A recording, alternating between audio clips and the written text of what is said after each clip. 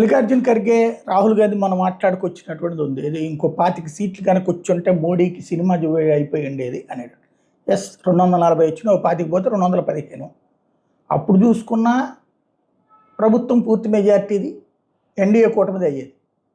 కానీ 99 వచ్చి పోనీ 100 అనుకుందాం. 100కి 25 వస్తే కాంగ్రెస్ పార్టీకి 125 అవుతాయి.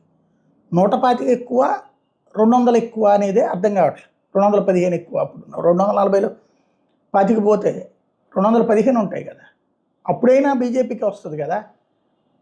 అంటే వీళ్ళ ఆలోచన స్థాయి లేకపోతే కనుక పబ్లిక్లో ఏదో ఒకటి కన్విన్స్ చేసే ప్రయత్నమా అంటే డ్రమటైజేషన్ చేయటం.